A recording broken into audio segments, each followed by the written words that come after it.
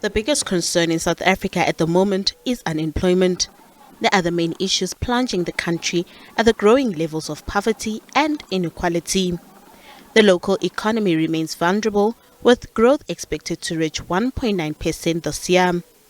Although the country's recovery from the COVID-19 pandemic has been faster than expected, its resilience remains uncertain. Senior economist Dr. Iraj Abedian says economic issues need to be resolved as quickly as possible or face more the prospect of more people receiving social grants. And the more we delay the revival of the economy, which means more people are going to be unemployed, which means they're going to be dependent on government handouts. It's really as simple as that. There isn't a sophisticated relationship here. The quicker we remove obstacles to growth, the quicker we will have fewer people dependent on government handout for their survival, for their basic needs. According to the Studies of Poverty and Inequality Institute, an extremely poor household needs at least 600 rand for monthly basic necessities.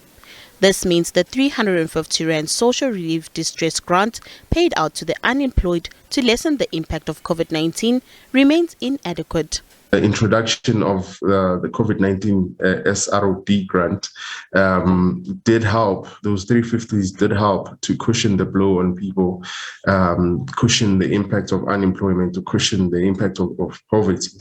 But still, the 350 remains hugely inadequate.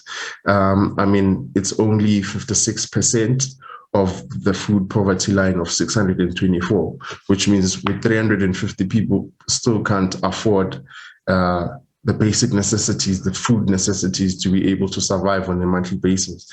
So I think the immediate concern will be the extension of the SRD grant. Since 2019, the number of people who receive social grants or assistance from the state has increased. The number stood at 18 million 3 years ago. It's now said to be over 20 million. Experts say to lessen the social grant dependence in the country, government needs to create an enabling environment for job creation. The people who are unemployed need to get opportunities and get jobs. And for those opportunities to happen, there must be an environment which is conducive for small businesses to then employ people.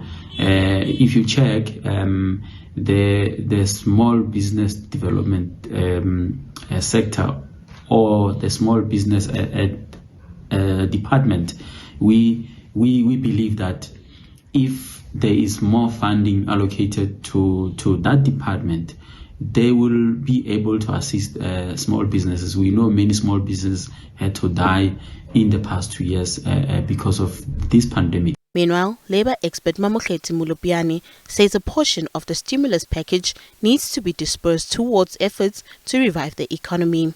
The money that is, for example, used as a stimulus package for the economy, part of the stimulus, the money that is used to revive the economy, goes to the people intended for in terms of employment, in terms of job creation, but also how are the skills mismatched between what industries and employers need and what our graduates have and sectors and future potential employees have.